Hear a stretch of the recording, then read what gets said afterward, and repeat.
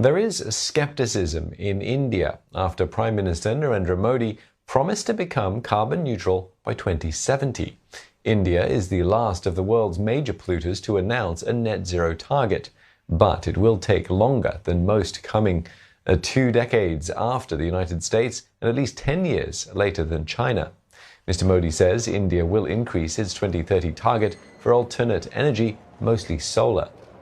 It will also aim to get at least 50% of its energy requirements from renewable sources by the end of the decade. India already has the lowest per capita emissions of the world's major economies. Prime Minister or any political party says many things, but it depends on the people. We should be responsible individually first, and for that we ourselves have to step forward for this. Then only this goal can be achieved, and nothing is impossible, but it is hard for a country like India. Ishan Garg joins us from New Delhi for more on this. Ishan, how much support does Prime Minister Modi have for this plan?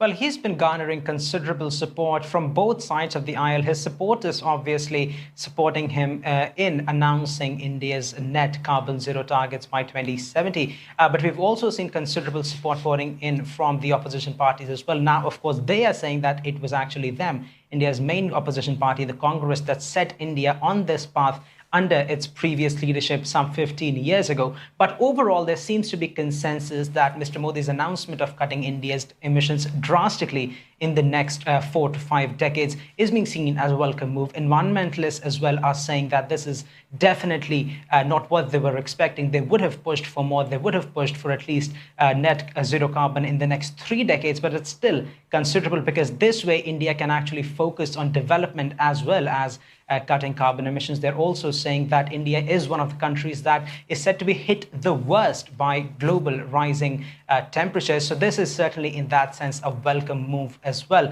Now, Prime Minister Modi and environmentalists, they've both agreed on the point that what is crucial here is climate financing options. Mr. Modi has asked for almost $1 trillion from developed nations to be made available to developing countries, and that's going to be absolutely crucial. However, there isn't a plan in place so far about how the government is going to spend that money if it does come through. But officials here are saying that the money required to transition from fossil fuels to sustainable sources of energy, financing is going to be absolutely crucial, and that's going to decide if India can actually hit the target of being carbon neutral by 2070.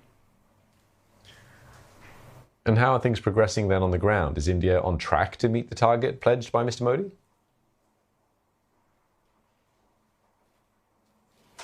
Well, several experts here are calling the aim to become carbon neutral rather ambitious.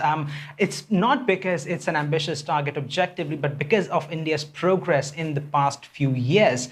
The country has set itself a target of producing 500 gigawatts of energy only by using sustainable methods. But it's hugely dependent right now on fossil fuels, coal especially. About 50% of the country's energy demands being met directly by coal. And we've seen in the past how bad that can be it in form of emissions or be it in form of reliance on only one form of energy when India saw massive coal shortages. Second thing that India needs to look at is vehicular pollutions. There are millions and millions of vehicles on India's roads, and especially in larger cities like New Delhi and Mumbai.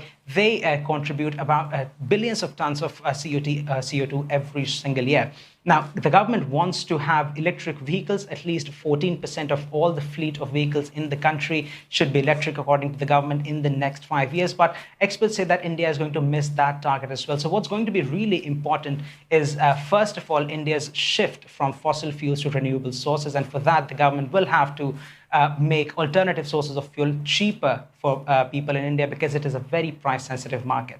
Secondly, is going to be, again, about climate financing. The government is hoping to become a hydrogen power supplier in the future, something the government announced a few months ago rather. So that's going to be another turn, looking for alternative fuel outside of solar. All right, many thanks for that. Ishan Garg speaking to us from New Delhi.